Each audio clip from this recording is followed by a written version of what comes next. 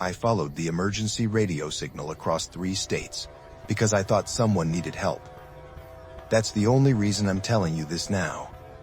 I wasn't trying to be a hero. I wasn't chasing some conspiracy. I just heard a voice on the emergency band asking for assistance, and I did what any decent person would do.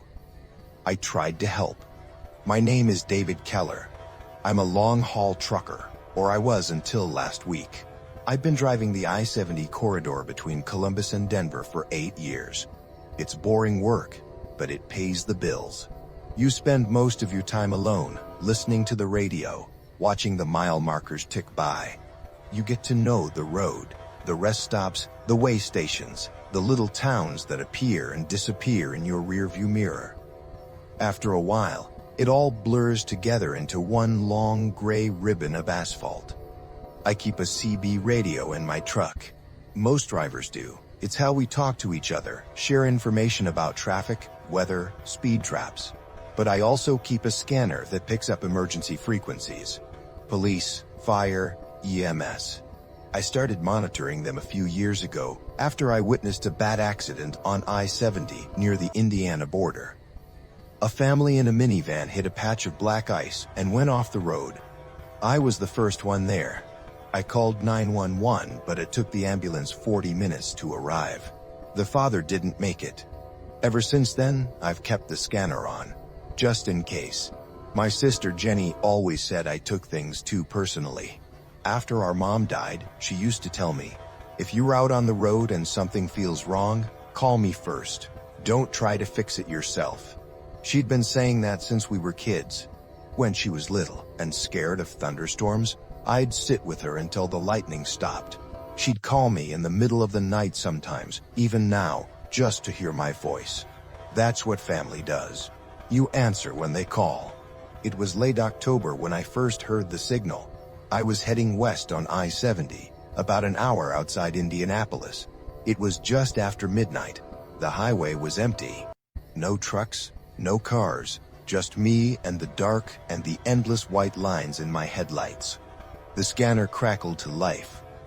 A voice came through, male, mid-30s, calm but strained. This is a Mayday call. I'm on eastbound I-70, approximately mile marker 89. My vehicle has broken down. I have no cell service. I need assistance. If anyone can hear this, please respond. I looked at my GPS. Mile marker 89 on eastbound I-70 was about 20 miles behind me. I passed it half an hour ago. I grabbed the CB microphone. This is Blue Line heading westbound. I copy your Mayday. What's your situation? Over. Static for a few seconds. Then the voice came back. Blue Line, this is Wanderer. My engine's dead. No lights. No power. I'm stranded on the shoulder. I've been here for 2 hours. No one stopped. Over. 2 hours? That didn't make sense. I-70 at night wasn't exactly busy, but it wasn't deserted either. Trucks passed through constantly. Someone should have seen him. Wanderer, this is Blue Line. I'm about 20 miles west of your position. I can turn around and come back. Hang tight. Over. Negative Blue Line, don't turn around. Just call the state police when you get to the next town. Tell them someone's stuck at mile 89. Over. There was something off about the way he said it. Don't turn around. Not, don't worry about it. Or, I'll wait for the cops. He didn't want me to come back. I should have listened. I should have called the state police and kept driving. But I didn't. Something about his voice bothered me. He sounded scared. Not of being stranded. Of something else. I took the next exit and turned around. The rep curved back onto eastbound I-70, and I started heading back toward mile marker 89. The highway was still empty. No headlights ahead, no taillights behind. Just the dark and the white lines and the scanner hissing static. I tried calling him back on the CB. Wanderer, this is Blue Line. I'm heading your way. ETA 15 minutes. Over. No response. I tried again. Still nothing. I drove faster. The mile markers counted down, 104, 103, 103. The highway stretched out ahead of me, perfectly straight, perfectly empty. The trees on either side were thick and black, pressing in close to the road. At mile marker 89, I slowed down. I scanned the shoulder on both sides. No car, no broken down vehicle, no wanderer. I pulled onto the shoulder and stopped. I got out of my truck and walked along the edge of the road, shining my flashlight into the grass and the trees. Nothing. No tire tracks, no debris, no sign anyone had been there. I got back in the truck and grabbed the CB. Wanderer, this is Blue Line. I'm at mile 89. Where are you? Over. The scanner crackled. The same voice came through. This is a Mayday call. I'm on eastbound I-70, approximately mile marker 89. My vehicle is broken down. I have no cell service. I need assistance. If anyone can hear this, please respond. I stared at the radio. It was the exact same transmission. Word for word, same tone, same pacing. A loop. I keyed the mic. Wanderer, this is Blue Line. I'm right here. Where are you? Blue Line, this is Wanderer. My engine's dead. No lights, no power. I'm stranded on the shoulder. I'd been here for 2 hours. No one stopped. Over. I looked out the windshield. The shoulder was empty. The road was empty. There was no one here. Wanderer, I don't see you. What kind of vehicle are you driving? Over. No response. Just the loop. Starting again. This is a Mayday call. I'm on eastbound I-70, approximately mile marker 89. I turned off the scanner. My hands were shaking. This didn't make sense. A distress call on repeat, but no one there. A voice asking for help, but refusing help when offered. I should have left. I should have gotten back on the highway and kept driving. But I didn't. I sat there for 5 minutes, staring at the empty road, trying to make sense of it. Then I turned the scanner back on. The loop was still playing. But this time, there was something different. At the end of the transmission, after the static, I heard a second voice. Faint, distant, barely audible. Don't follow the signal. I grabbed a pen and wrote it down on the back of a fuel receipt. Don't follow the signal. It was a warning. But from who? Wanderer? Someone else? I put the truck in gear and pulled back onto the highway. I kept the scanner on. The loop continued for another 10 minutes, then stopped. The frequency went silent. I drove through the night. I didn't stop. I didn't sleep. I just drove, watching the mile markers, listening to the scanner, waiting for something else to happen. At dawn, I pulled into a truck stop outside Terre Haute. I parked, went inside, bought coffee, and sat in a booth near the window. I was exhausted, my eyes burned, my hands were still shaking. I pulled out my phone and searched for information about mile marker 89 on I-70. Nothing came up. No accidents, no incidents, no missing persons. Just a stretch of empty highway in the middle of nowhere. I called my dispatcher and told him I needed a day off. He wasn't happy, but he didn't argue. I told him I was sick, food poisoning. He said fine, get some rest, and hung up. I sat in the booth for an hour, drinking coffee, trying to figure out what I'd heard. A looped distress call. A warning. Don't follow the signal. But I was already following it. I'd turned around. I'd gone back. I was already in it, whatever it was. That night, I was back on the road. I didn't want to be. I wanted to go home, crawl into bed, and forget the whole thing. But I had a load to deliver in St. Louis, and I was already behind schedule. I got in the truck and started driving west again. The highway was just as empty as the night before. No traffic, no trucks, just me in the dark. Around midnight, the scanner crackled to life again. Same voice, same call. This is a Mayday call. I'm on westbound I-70, approximately mile marker 113. My vehicle has broken down. I have no cell service. I need assistance. If anyone can hear this, please respond. Mile marker 113, that was ahead of me. About 50 miles. I grabbed the CB. Wanderer, this is Blue Line. I copy. Are you the same caller from last night? Over. Blue Line, this is Wanderer. My engine's dead. No lights, no power. I'm stranded on the shoulder. I'd been here for 2 hours. No one stopped. Over. Wanderer, where were you last night? Mile 89, over. No response. Just the loop starting again. I kept driving. I passed mile marker 113 an hour later. The shoulder was empty. No car, no wanderer, nothing. But this time I saw something. Just for a second, in my headlights. A figure, standing at the edge of the trees. Tall, dark, wearing what looked like a jacket. I slammed on the brakes. The truck skidded to a stop. I looked in the rearview mirror. Nothing. The road behind me was empty. I put the truck in reverse and backed up slowly. I stopped at the spot where I'd seen the figure. I got out and walked to the edge of the trees, shining my flashlight into the woods. There were footprints in the dirt. Fresh. Leading into the trees. I followed them. The woods were dense, the branches low and tangled. The footprints led deeper away from the road. I walked for maybe 5 minutes, then stopped. In the middle of a small clearing, there was a car. An old sedan, maybe from the early 2000s. The paint was faded, the windows were covered in dirt. It looked like it had been sitting there for years. I walked up to it and shined my flashlight through the driver's side window.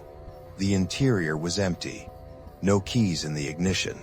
No personal items, just dust and dead leaves. I tried the door handle. It was unlocked. I opened it and leaned inside. The car smelled like mildew and rot. The seats were torn. The dashboard cracked. I popped the glove box. Inside was a registration card. The name was partially faded, but I could make out the first name, David. My name. I backed out of the car and stood there breathing hard. This didn't make sense. This was someone else's car. Someone else named David. It was a coincidence. But the registration was dated 2018, 6 years ago. And the address listed was in Columbus, Ohio. The same city I lived in. I pulled out my phone and took a picture of the registration. Then I walked back to the truck as fast as I could. I got in, locked the doors, and sat there staring at the photo. It was my car. The sedan I'd owned before I bought the truck. I'd sold it in 2018 to a used car lot in Columbus. I hadn't thought about it in years, but here it was, in the woods off I-70, miles from anywhere, abandoned and rotting. I started the truck and drove. I didn't stop. I didn't look back. I just drove. The scanner stayed silent for the rest of the night. I delivered my load in St. Louis the next morning and turned around to head back east. I didn't take I-70. I took a different route, a longer route, through Missouri and Illinois and Indiana. I avoided the highway entirely. But it didn't matter. 2 nights later, I heard the call again. Same voice, same message. This time on I-74, near Bloomington, Illinois. This is a Mayday call. I'm on eastbound I-74, approximately mile marker 67. My vehicle is broken down. I have no cell service. I need assistance. If anyone can hear this, please respond. I was on I-74. I was heading east. Mile marker 67 was 10 miles ahead. I grabbed the CB. Wanderer, this is Blue Line. Stop calling me. I don't know what you want, but I can't help you. Over. Blue Line, this is Wanderer. Don't follow the signal. You're already too close. Over. My stomach dropped. That was the warning. The one I'd heard 2 nights ago. But this time, it wasn't faint. It was clear. And it was directed at me. Wanderer, who are you? Over. I'm you, David. I'm the part of you that didn't make it. Over. The transmission cut off. I pulled over onto the shoulder. I sat there, engine idling, staring at the radio. The part of you that didn't make it. What did that mean? I thought about the car in the woods. My car. Abandoned 6 years ago. And the registration. My name, my address, my car. I thought about the distress calls. Always on highways I was driving. Always ahead of me, pulling me forward. I thought about the empty roads. No cars, no trucks, no traffic, just me. I looked in the rearview mirror. The highway behind me was dark. No headlights, no taillights. I looked ahead. The highway stretched out, empty and infinite. I turned off the engine. I got out of the truck and stood on the shoulder. The night was silent. No wind, no insects, no distant hum of traffic. Just silence. I walked to the back of the truck and looked at the license plate. It was covered in dirt, but I could make out the numbers. Ohio plates. My plates. I walked around to the driver's side and looked at my reflection in the window. I looked tired, older than I remembered. My face was pale, my eyes were sunken. I looked like I hadn't slept in days. No, I looked like I hadn't slept in years. I got back in the truck and turned the engine on. I drove to mile marker 67. The shoulder was empty, but this time I saw it, just for a second, in the corner of my eye. A figure standing at the edge of the trees. Tall, dark, wearing a jacket. Me. I didn't stop. I kept driving. I drove through Illinois, through Indiana, through Ohio. I drove for 3 days straight, not stopping, not sleeping, just driving. The scanner kept broadcasting. The same call, over and over, following me across state lines, across counties, across time zones. This is a Mayday call. I'm on eastbound I-70, approximately mile marker 22. My vehicle has broken down. I have no cell service. I need assistance. If anyone can hear this, please respond. Mile marker 22. That was just outside Columbus. That was almost home. I pulled off the highway and stopped at a gas station. I went inside and bought a burner phone. I called my sister in Cleveland. When we were kids, Jenny used to call me whenever she was scared. Thunderstorms mostly. She'd wake up in the middle of the night, terrified by the lightning, and I'd pick up the phone and talk to her until the storm passed. Even after she got married, even after she moved to Cleveland, she'd still call. Not about storms anymore, just to hear my voice. If you're on the road and something feels wrong, she used to say, call me first. She answered on the third ring. Hello? Jenny, it's me, David. There was a long pause. Who? David. Your brother. Another pause. I don't have a brother. I felt the world tilt. Jenny, what are you talking about? It's me, David. We grew up together. Columbus, Mom and Dad. The thunderstorms. You remember. I'm sorry, you have the wrong number. She hung up. I stood there, holding the phone, staring at the wall. I called my dispatcher. The number was disconnected. I called my landlord. Same thing. I called the truck stop where I always got breakfast. The woman who answered didn't recognize my voice. I got back in the truck and drove to my apartment in Columbus. The building was still there, but the unit I'd rented was occupied by someone else, a young couple. They didn't know who I was. They said the apartment had been vacant for 5 years before they moved in. I drove to my sister's house in Cleveland. A different family lived there. They'd never heard of Jenny Keller. I drove to my parents' graves. The headstones were there, but my name wasn't on the family plot. There was no record of me. No birth certificate, no social security number, no driver's license. I didn't exist. I got back in the truck and drove. I didn't know where else to go. I just drove. The scanner kept broadcasting. The same call, over and over. This is a Mayday call. I'm on eastbound I-70, approximately mile marker 22. My vehicle has broken down. I have no cell service. I need assistance. If anyone can hear this, please respond. I drove to mile marker 22. I knew what I'd find. I'd known for days. The shoulder was empty. But when I got out of the truck and walked to the edge of the trees, I saw it. The car. My sedan. The one I'd found in the woods off I-70 in Indiana. It was here too. In the same condition, covered in dirt and leaves, windows dark. I walked up to it and looked through the driver's side window. There was someone inside, slumped over the steering wheel. I couldn't see the face. I opened the door. The figure didn't move. I reached out and touched the shoulder. It was cold, stiff. I pulled the figure upright. The face was mine. Pale, sunken, dead. The eyes were closed. The mouth was slightly open. I stepped back. The scanner in my truck crackled to life. This is a Mayday call. I'm on eastbound I-70, approximately mile marker 22. My vehicle has broken down.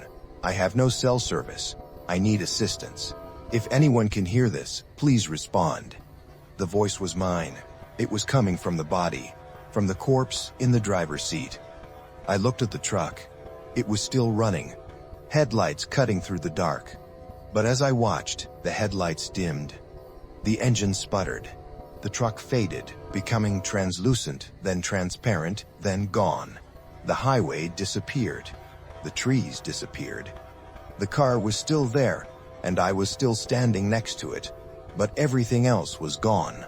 I was standing in nothing, surrounded by darkness that felt less like night and more like absence. The scanner kept broadcasting. My voice, calling for help, over and over. This is a Mayday call. I'm on eastbound I-70, approximately mile marker 22. My vehicle has broken down. I have no cell service. I need assistance. If anyone can hear this, please respond. I reached into the car and picked up the CB microphone. It was still connected, the cord disappearing into the dashboard. I keyed the mic. This is Blue Line.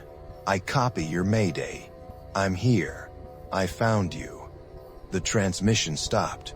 The scanner went silent. Then a new voice came through. Not mine. Not Wanderer's. Something else. Flat, mechanical, like a recording played through a broken speaker. This is the shoulder. This is where unanswered calls go. You are no longer on the road. You are what the road repeats. I looked around. There was nowhere to go. No highway, no trees, no horizon. Just darkness and the car and the body that used to be me. I keyed the mic again. What is this place? This is the dead zone. Every signal that no one answers ends here. You were called. You answered. Too late. Now you are the call. The original. The first David Keller. The one who broke down at mile marker 22 6 years ago. The one who called for help and never got it. The one who died alone on the side of the highway. And I wasn't David Keller, long-haul trucker from Columbus. I was the echo. The signal that had been broadcasting for years, pulling in other drivers, other listeners, trying to find someone who would answer in time. But no one ever did. I dropped the microphone. It fell into the car, onto the corpse's lap. The scanner clicked on by itself. My own voice came through, younger and terrified. This is a Mayday call. I'm on eastbound I-70, approximately mile marker 22. My vehicle has broken down. I have no cell service. I need assistance. If anyone can hear this, please respond. Then another voice answered. A new driver, someone still alive, someone turning around. This is Blue Line heading westbound. I copy your Mayday. What's your situation? Over. I tried to scream into the microphone. I tried to warn them. I tried to tell them to keep driving, to not turn around, to not make the same mistake I did. But the only thing that came out was the Mayday call, over and over, forever. And somewhere on I-70, another truck was pulling onto the shoulder. Another flashlight was cutting through the trees. Another version of me was walking toward the clearing, toward the car, toward the body. The loop was starting again. And I was the one calling for help.